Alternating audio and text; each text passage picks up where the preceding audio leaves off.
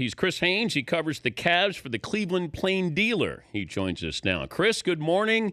Can you help me with this Steph Curry pregame comment or on Sunday, and then LeBron wanting to be asked about the locker room smelling like champagne, and he felt it was disrespectful? Help me understand the magnitude of this. Yeah, DP, it was really weird. Thanks for having me on, first of all. But it was a situation where Stephen Curry made the comments.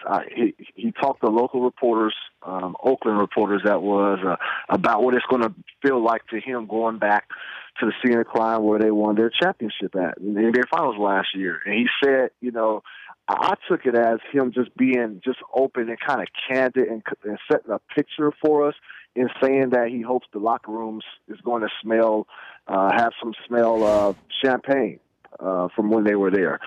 And I didn't think anything of it, DP. And so when LeBron addressed media yesterday for shoot-around, we didn't even ask him. We didn't even ask him the question. And so he spoke for about 4 minutes, and then once he was finished addressing us, he walked past us. He was like, hey, nobody asked me about Steph Curry's comment. and we were like, oh, well, you can come on, you can come back. We'll ask you. He was like, no, that's okay. He said, I had a good answer for it, too. And so then later on, about an hour later, I got word, start snooping around, got word that the Cavaliers felt disrespected by that comment. Stephen Curry saying, hopes there's still champagne remnants in the locker room.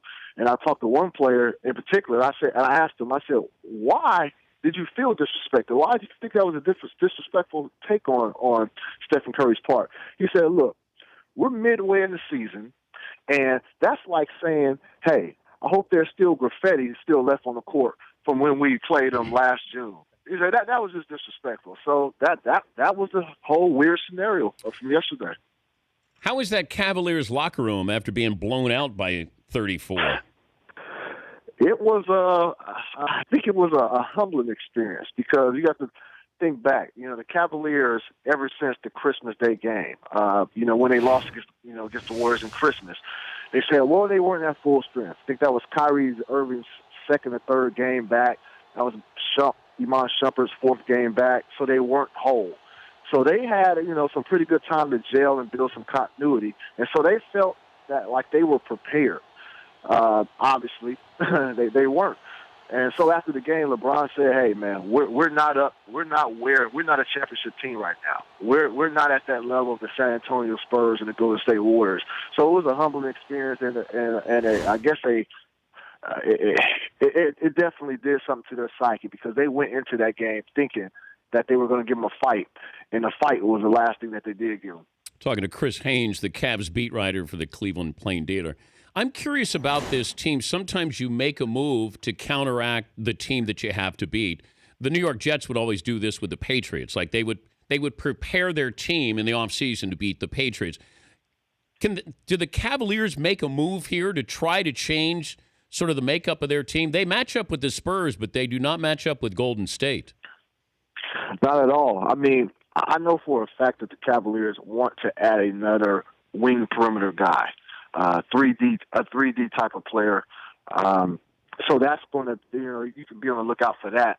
You mentioned it well.